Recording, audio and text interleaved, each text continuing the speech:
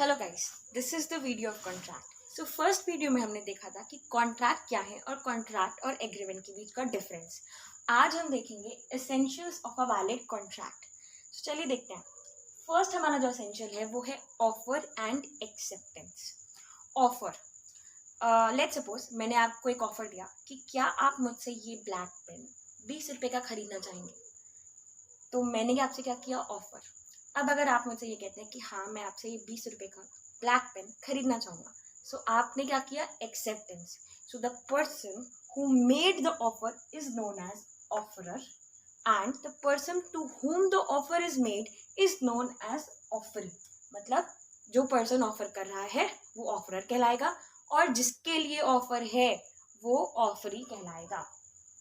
Next हमारा essential है intention to create a legal relationship. First video में भी हमने देखा था कि एग्रीमेंट जब तक उसमें लीगल एनफोर्सिबिलिटी ना जुड़े तब तक वो कॉन्ट्रैक्ट नहीं बनता। तो लीगल एनफोर्सिबिलिटी जरूरी है, मतलब कि दोनों पार्टीज का इंटेंशन होना चाहिए। इसमें मैं एक केस रेफर करना चाहूंगी, बाल्फर वर्सेस बाल्फर का। बाल्फर वर्सेस बाल्फर, इस केस में क्या हुआ था कि हस्बैंड ने कुछ एक certain amount, certain dollars specify किया था कि वो अपनी वाइफ को हर महीने देगा। उसकी वाइफ और हस्बैंड दोनों डिस्टेंस में, लॉन्ग डिस्टेंस में रह रहे थे, दूर दूर। तो हस्बैंड ने ये चीज़ बोला था कि सर्टेन डॉलर्स मैं आपको हर महीने दूंगा, बट कुछ कारणवश वो नहीं दे पाता है। तो वाइफ कोर्ट पहुंच जाती है। तो कोर्ट कहता है कि ये एक सोशल एग्रीमेंट है, ये एक ऐसा कॉन्ट्रैक्ट या एग्रीमेंट नहीं है जो कि जिसमें आप लीगल इन्फोर्सिबिलिटी हो, या मतलब आप दोनों का इंटेंशन नहीं था लीगल रिलेशनशिप क्रिएट करने का। तो it is just a social agreement, so the wife is not entitled to get any compensation. So this is the intention to create a legal relationship, so that is very necessary to constitute a contract. Then the next essential is lawful consideration. सबसे पहले मैंने आपको offer दिया कि क्या आप मुझसे ये ब्लैक पेन खरीदना चाहेंगे।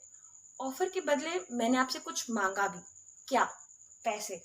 20 रुपए मांगा ना, तो ये जो 20 रुपए थे वो था कंसिडरेशन। एंड कंसिडरेशन लॉफुल, मतलब कि उसकी कोई ना कोई वैल्यू होनी चाहिए in terms of money in the eyes of law. Then the next essential is capacities of parties. Parties जो एंटर कर रही हैं कॉन्ट्रैक्ट में वो कॉम्पिटेंट होनी चाहिए, मतलब कि वो मेजर होनी चाहिए, माइनर नहीं होनी चाहिए, 18 से नीचे नहीं होनी चाहिए, 18 या 18 से अबव होनी चाहिए। देन साउंड माइंड की होनी चाहिए, मतलब कि कोई ल्यूनाटिक या अनसाउंड माइंड का इंसान कॉन्ट्रैक्ट एंटर नहीं कर सकता। That person must not be disqualified from contracting. कुछ ऐसे इंसान है या कुछ ऐसी एंटिटी या कोई इंस्टीट्यूशन है जिसे कॉन्ट्रैक्ट करने से डिस्क्वालीफाई कर दिया गया है, जैसे कि हमारी एनिमी नेशन हो गया या कोई टेररिस्ट हो गया। तो ऐसे इंसान के साथ आप कॉन्ट्रैक्ट नहीं कर सकते, और अगर आप करते हैं तो वो कॉन्ट्रैक्ट वैलिड नहीं कहलाएगा। Then the next essential is free consent. Consent free का मतलब क्या होता है? कंसेंट फ्री कब होगी? जो पार्टीज कॉन्ट्रैक्ट में एंटर कर रही हैं उनकी जो सहमति है वो फ्री होनी चाहिए। फ्री कब होगी?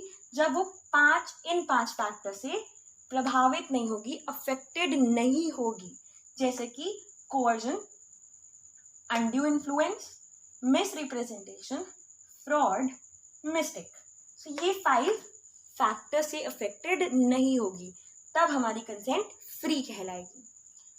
इसे हम नेक्स्ट वीडियो में थोड़ा सा डेप्थ में पढ़ेंगे। देन सिक्स्थ एसेंशियल हमारा है लॉफुल ऑब्जेक्ट। जो हमारा कॉन्ट्रैक्ट करने का ऑब्जेक्ट है वो लॉफुल होना चाहिए। अब आप ऐसे कॉन्ट्रैक्ट किसी के साथ कर रहे हैं कि kill, if you will kill X then I will give you 2 crore rupees, या if you will drop this box to that address and to this address so I will give you 1 crore rupees.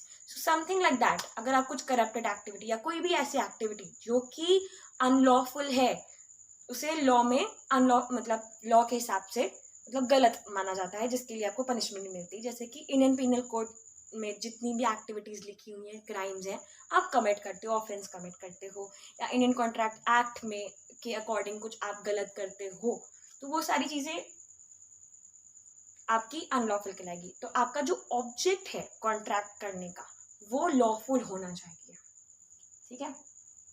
Next essential है हमारा writing and registration, ऐसा ज़रूरी नहीं है कि हर agreement written form में ही होना चाहिए.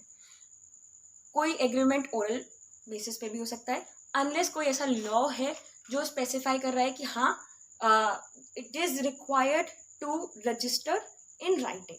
जैसे कि हमारा ट्रांसफर ऑफ प्रॉपर्टी एक्ट, जैसे पेटेंट फाइल कर रहे हो या कॉपीराइट फाइल कर रहे हो, तो उसके लिए आपको इन रिटन रजिस्टर करवाना पड़ता है. तुम्हारा नेक्स्ट एसेंशियल है certainty.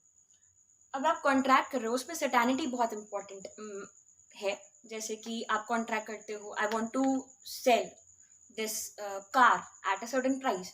So how much you are selling it, but how much you are charging. Let's suppose I want to buy some liters of oil, so you're not specifying how much liters of oil you want.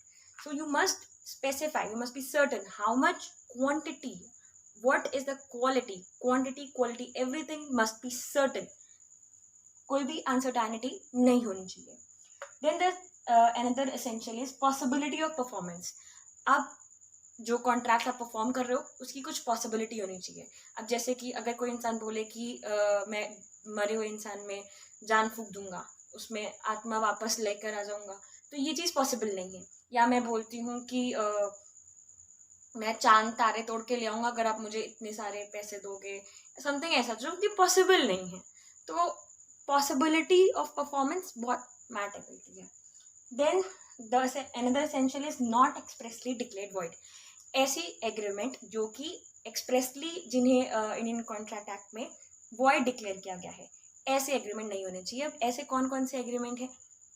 Agreement in restraint of trade. अगर आपसे कोई agreement करता है कि आप jewellery का business नहीं खोल सकते क्योंकि मैंने खोला है, या आप पर्टिकुलर फील्ड में बिजनेस नहीं कर सकते, या आप यहाँ दुकान नहीं खोल सकते, तो आप पर रोक लगाई जा रही है कि आप ट्रेड नहीं कर सकते. या आप स्मॉल बिजनेस ही खोल सकते हो, बिग बिजनेस नहीं खोल सकते. तो ये सारे जो रिस्ट्रेंट लगाए जाते हैं रिलेटेड टू ट्रेड, सो ऐसे एग्रीमेंट क्या कहलाएंगे? वॉइड.